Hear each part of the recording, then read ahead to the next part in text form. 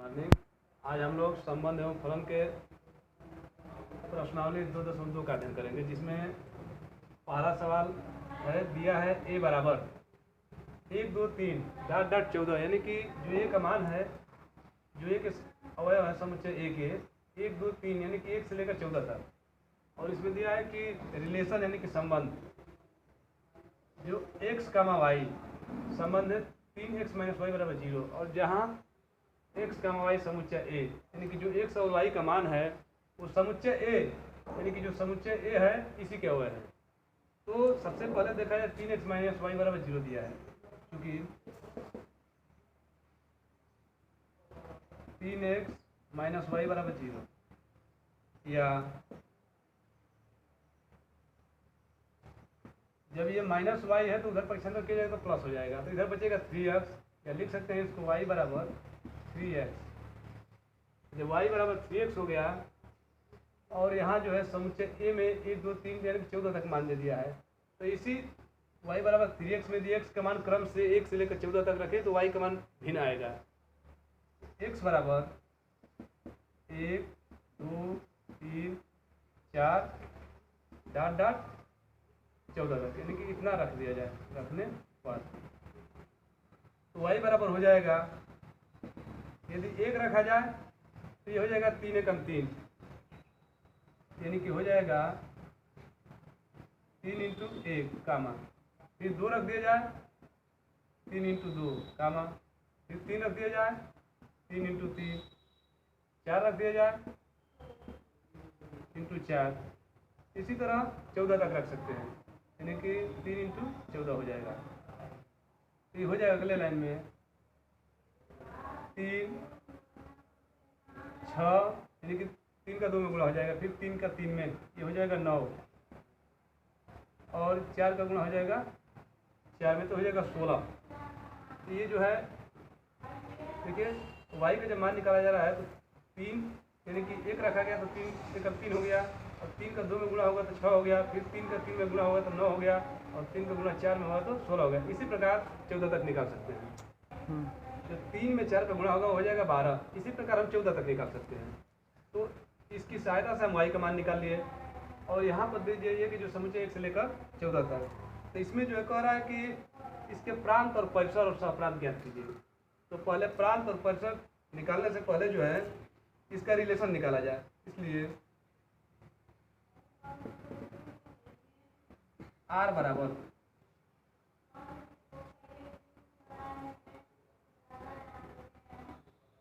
जो r यानी कि 2 घटक है इसमें, प्रथम और द्वितीय, तो जो x का मान रखा गया है 1 2 3 4, इसको लिख सकते हैं 1, तो y का मान क्या है 1 रखने पर 3 आया है, तो 1 का मान 3 हो जाएगा। फिर इसके बाद x का मान 2 रखा गया है, 2 रखने पर y का मान आया है 6, फिर इसके बाद 3 रख दिया जाए तो 3 रखने पर 9 आ गया। इसके बाद यदि x का मान 4 रखा गया है तो 4 रखा गया है, तो जो y का मान निकला है 4 3 12 आया है। इसी तरह 14 तक निकाल सकते हैं। अब देखिए तो ये जो मझोला कोष्ठक के अंदर दिखाई दे रहा है 1 और 3, यानी कि प्रथम घटक द्वितीय घटक, इसी तरह इसमें प्रथम घटक द्वितीय घटक सब में 2 घटक हैं। तो जो रिलेशन में प्रथम घटक होता है समुच्चयों का तो वो होता है प्रांत, और जो द्वितीय घटक होता है वो होता है परिसर। इन दोनों को मिलाकर ही सहप्रांत बोला जाता है। तो इसलिए प्रांत बराबर हो जाएगा, प्रथम घटक देखा जाए 1 2 3 4, 1 2 3 4, ये हो गया प्रांत। इसके बाद परिसर का नंबर आता है, इसलिए परिसर। अब रिलेशन के द्वितीय घटकों को देखा जाए 3 6 9 और 12, ये हो गया परिसर। इसके बाद कर रहा है सहप्रांत। सहप्रांत यानी कि जो समुच्चय ए में जितने भी अवयव दिए गए थे सबको लिखा जाएगा, इसलिए सहप्रांत।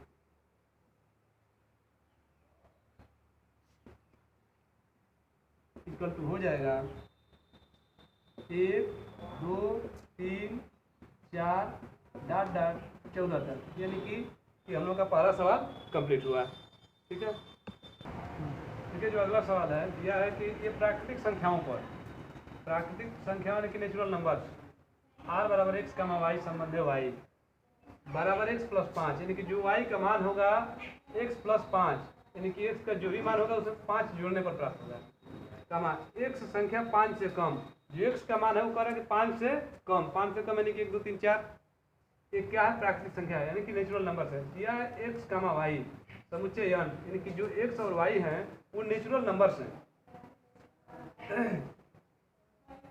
तो दिया है कि y बराबर x प्लस 1, x बराबर हम लिख सकते हैं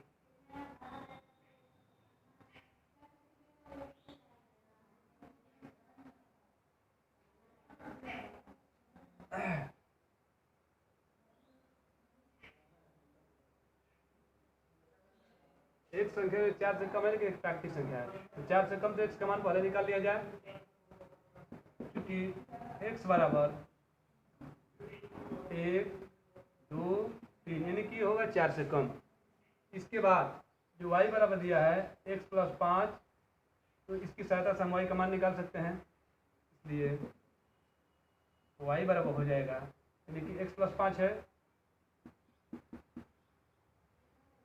तो x में जो है अब यहाँ x बराबर 1 2 3 रख दिया जाए, 1 2 3 रखने पर क्रम से रख दिया जाए इसको, तो y का जो मान निकलेगा 1 रखा जाए, 1 प्लस 5 कामा 2 प्लस 5 कामा 3 प्लस 5, ये हो जाएगा नेक्स्ट लाइन में 5 और 1 6 हो जाएगा, 2 और 5 7, 3 और 5 ये हो गया 8, यानी कि x और y का दोनों मान निकल गया। तो कह रहा है कि इसके जो है प्रांत और परिसर हैं उसको रोस्टर रूप में लिखिए, यानी कि रोस्टर के बारे में आप लोग समुच्चय में पढ़ चुके हैं।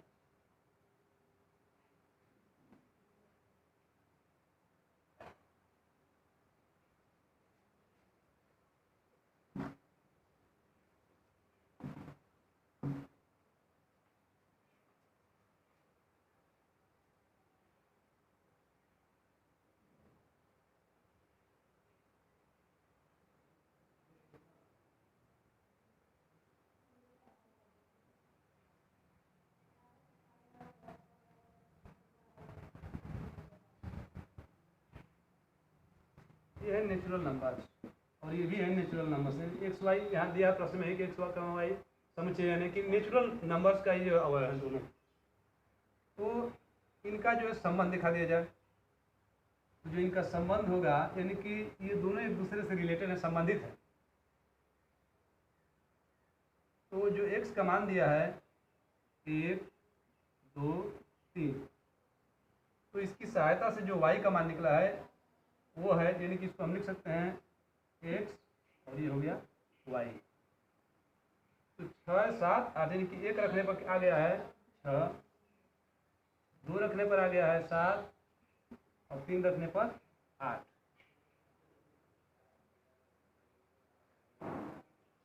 तो 1 रखने से जो मिला है वो जो है 6 मिला है, तो इसको हम दिखा सकते हैं तीर के माध्यम से, यानी कि 1 की सहायता से 6 मिला और 2 की सहायता से जो है 7 और 3 की सहायता से जो है 8।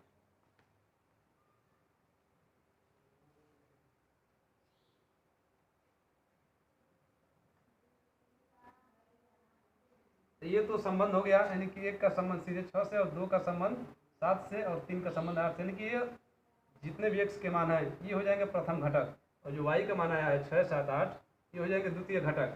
तो इनको कह रहा प्रांत और परिसर, तो जो प्रथम घटक होते हैं यानी कि x के मान वो हो जाएंगे प्रांत, यानी कि 1 2 3, और जो परिसर होगा 6 7 8, और हम लोग को प्रांत और परिसर ही निकालना है, तो हो जाएगा इसलिए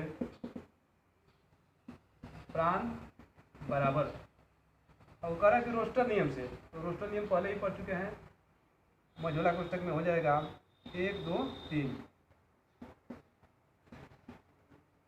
इसलिए परिसर बराबर द्वितीय घटक को देखा जाए 6 7 8, ये हो गया परिसर। इस प्रकार से हम लोगों का दूसरा सवाल जो है समाप्त हुआ।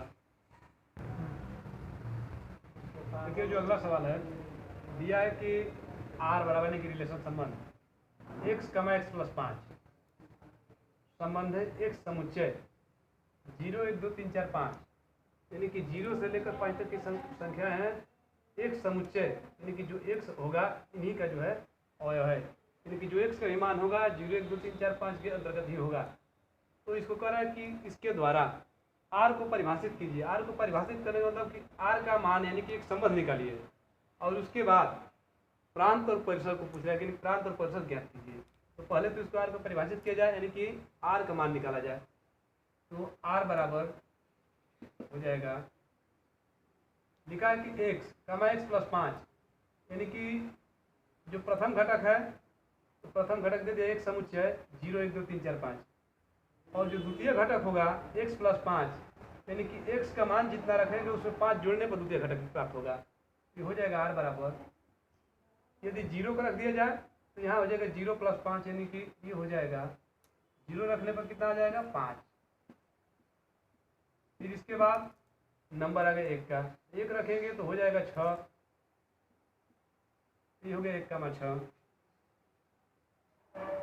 इसके बाद जो है 3 रख दिया जाए तो 3 रखेंगे, एक मिनट 2 रखा जाए तो 5 और 2 हो जाएगा 7, 2 का 7। फिर इसके बाद 3 का नंबर है तो 3 रखने पर 1 पर 3 5 दोनों हो जाएगा मिलकर 8।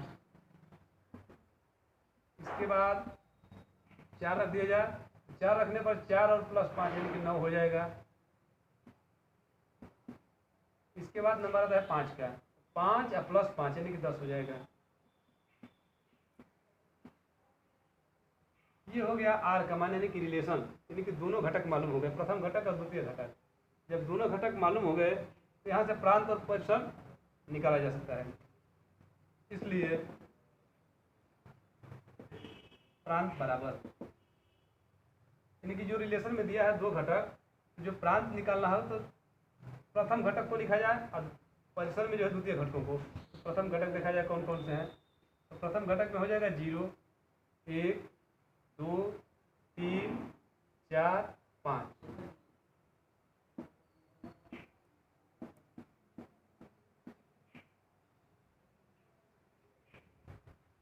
इसके बाद जो है द्वितीय घटक, तो द्वितीय घटक में कौन कौन से इसको देखा जाए, 5 है, 6 7 8 9 और 10।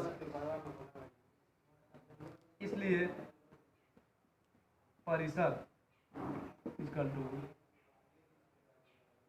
ये हो जाएगा 5 6 7 8 9 और 10। यानी कि इस प्रकार से हम लोग का जो है ये तीसरा सवाल जो है कंप्लीट हुआ। जो अगला सवाल है आर बराबर यानी कि रिलेशन इनके संबंध एक्स कामा एक्स घन संबंध है एक संख्या 10 से कम एक अभाज्य संख्या है। जो एक्स का मान बता रहा है कि 10 से कम और वो भी अभाज्य संख्या। अभाज्य का मतलब ऐसी संख्या जो स्वयं से कटे अपने आप से और एक से, उसे कहते हैं अभाज्य संख्या।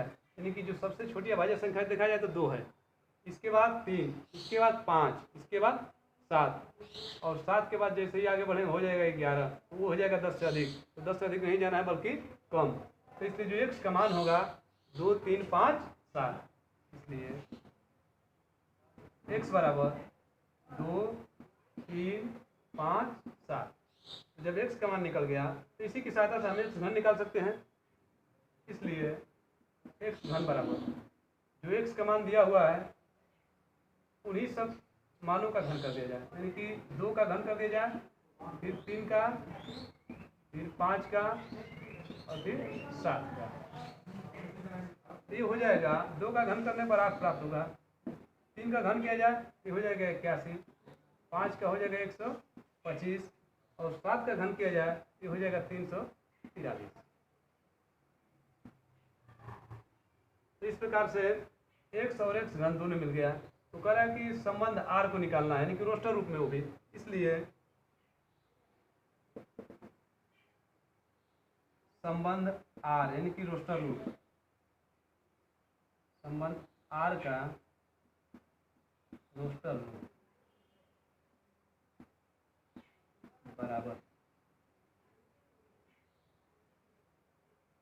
अब इसमें देखा जाए जो एक्स का मान शुरुआत में प्राप्त हुआ 2, 3, 5, 7, प्रश्न में ही दे दिया कि अभाज्य संख्याएं हैं जो 10 से कम है, तो ये हो जाएंगे प्रथम घटक।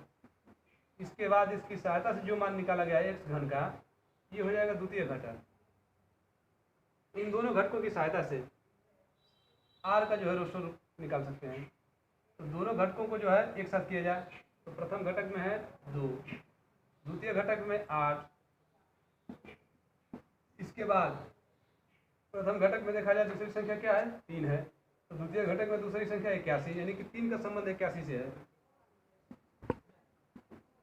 इसके बाद जो अगली अभाज्य संख्या 5 है, तो जो इसका संबंध होगा 5 का संबंध 125 से।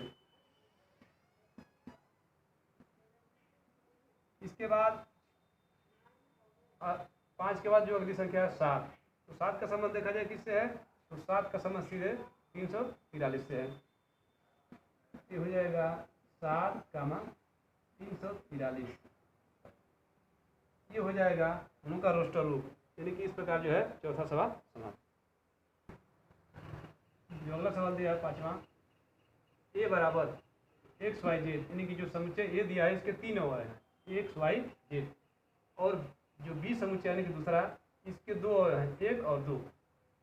तो कह रहा है कि इनके ए और बी के संबंधों की संख्या ज्ञात कीजिए, यानी कि ए और बी के जो संबंध है उसमें कितनी संख्याएं हैं। तो पहले तो इनका जो है क्रमिक युग्मों का योग निकाला जाए, मतलब कितने हैं क्रमिक युग्म देखा जाए। तो जो ए बराबर दे दिया है 1, 2, 3, इसको लिख सकते हैं, इसलिए एन ए का मतलब नंबर ऑफ एलिमेंट्स, यानी कि समुच्चय ए में कितने अवयव हैं, ये हो जाएगा 3, और बी बराबर ये हो जाएगा तथा बी बराबर, बी में देखा जाए तो इसमें भी 2 अवयव हैं, यानी कि 2 अवयवों की संख्या हो गई, इसलिए अवयवों की संख्या हो गई बी में, तो इसको लिख सकते हैं एन बी, यानी कि दूसरे समुच्चय में, इसलिए ए क्रॉस बी निकाल लिया जाए, ए क्रॉस बी, यानी कि क्रमिक गुणनफल, कार्तिक गुणनफल जिसको कहते हैं, में क्रमिक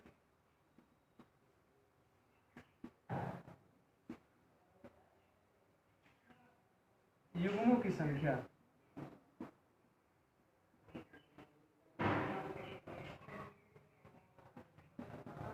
युग्मों की संख्या, तो क्रमिक युग्मों की संख्या देखा जाए कितने हो रहे हैं।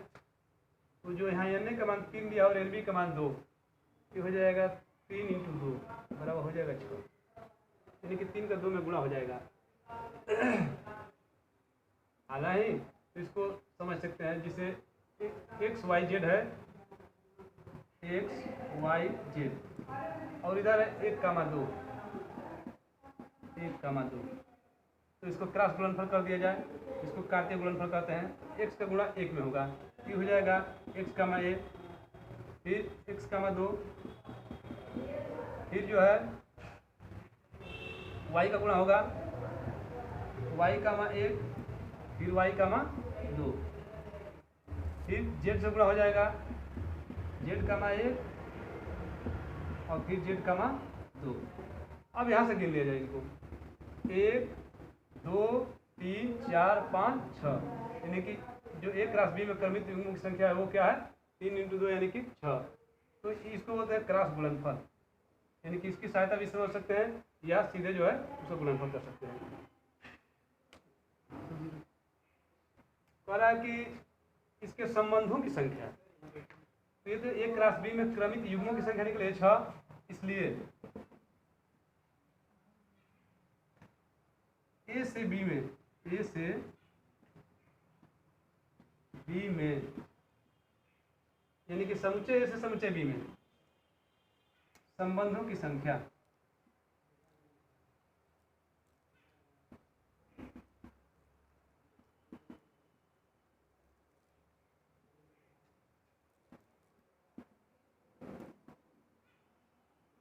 बराबर हो जाएगा, फार्मूला है 2 पर घात n, यानी कि जो 2 पर घात n समुच्चय में भी आप लोग पढ़ चुके हैं कि जो उप समुच्चयों की संख्या निकल जाती थी, वही फार्मूला है। दो पंघाती अंक यानी कि अभी क्रमिक युग्मों की संख्या निकाला गया है, यानी ये 6, तो n की जगह पर रख देंगे 6, ये हो जाएगा 2 पर घात 6। यदि इसका 2 का 6 बार गुणा किया जाए तो 2 का 6 बार गुणा करने पर प्राप्त होगा 64। इस प्रकार से हम लोग की प्रश्नावली जो है समाप्त हुई। धन्यवाद। अगले वीडियो में जो है अगले प्रश्नावली का अध्ययन करेंगे।